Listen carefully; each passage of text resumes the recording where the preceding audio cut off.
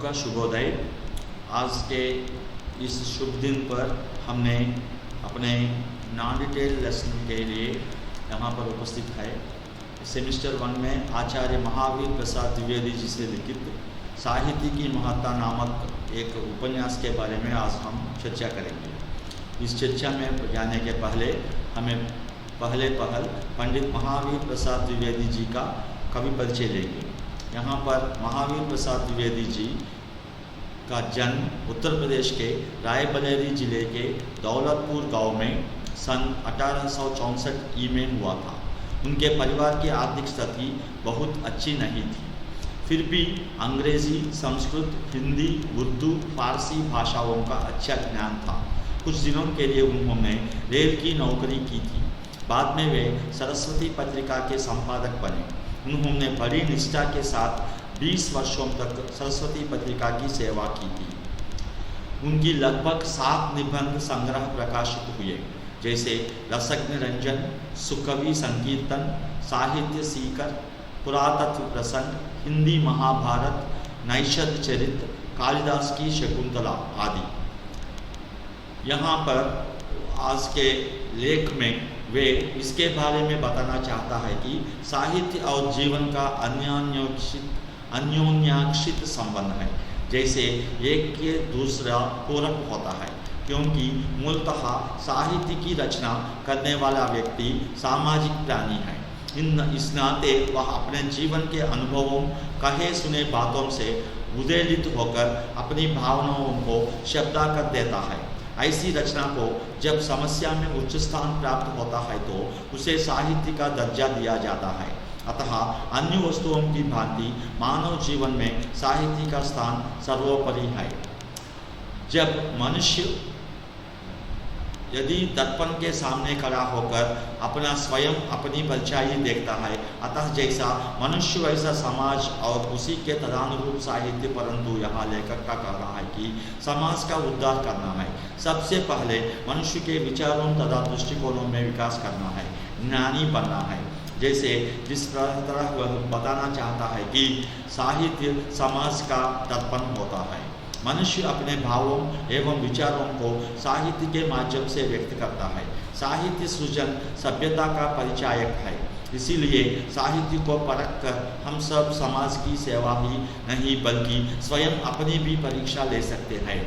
इसी प्रकार कहते हुए वे कहा कि क्योंकि ज्ञान विज्ञान जीवन को सरल व सुगम बनाते हैं, इसके 2 मार्ग हैं। एक पहला मार्ग यह है कि साहित्य का पठन और दूसरा मार्ग यह है कि साहित्य निर्माण। मनुष्य ज्ञान का भंडार है।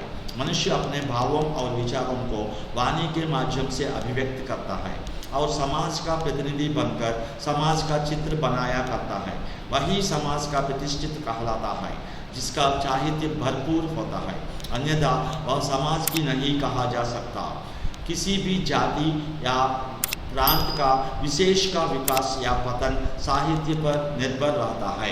साहित्य समाज का प्रतिबिंब है। समाज में जो विशेषताएं या कमियां हैं, उन्हें अनेक विधियों के द्वारा अभिव्यक्त करता है। व्यक्ति अपने बारे में स्वयं जानना पहचानना चाहता है कि उसे साहित्य का पठन करना चाहिए। अनेक साहित्यिक रचनाओं को पढ़ने के माध्यम से व्यक्ति अपने प्राचीन काल की संस्कृति और सभ्यता की जानकारी प्राप्त करता है और उसे आने वाली पीढ़ियों तक पहुंचाने का प्रयास करता है। किसी भी व्यक्ति को शारीरिक तथा मानसिक दृष्टि से पृष्ठ रहना है तो वे महानुभावों का यह कहना है कि कोई अच्छा साहित्य पढ़े, सुने या लिखे। यही जीवन के लिए औषधि का कार्य करता है। जिस प्रकार शारीरिक तंदुरुस्ती के लिए पौष्टिक भोजन, फल आदि का सेवन करते हैं, उसी प्रकार मानसिक शांति के लिए साहित्य, संगीत तथा तीर्थ स्थानों का क्षेत्राटन करना लाभप्रद बताया गया है। साहित्य में रचित अच्छाइयों को अपनाकर आडंबर की बातों का त्याग करना एक सच्चे नागरिक का कर्तव्य होता है। उन कवियों को सुधारते हुए अन्य नागरिकों को भी अच्छा मार्ग चुनने की प्रेरणा देने वाला ही अच्छा व स्वच्छ भारतीय कहलाएंगे। समय और परिस्थितियाँ जितना भी बदलती जाए, मनुष्य को अपनी प्राचीन परंपरा तथा साहित्य से जुड़े ही रहना होगा, अन्यथा वह जड़ विहित वृक्ष की भांति मुरझा जाएगा।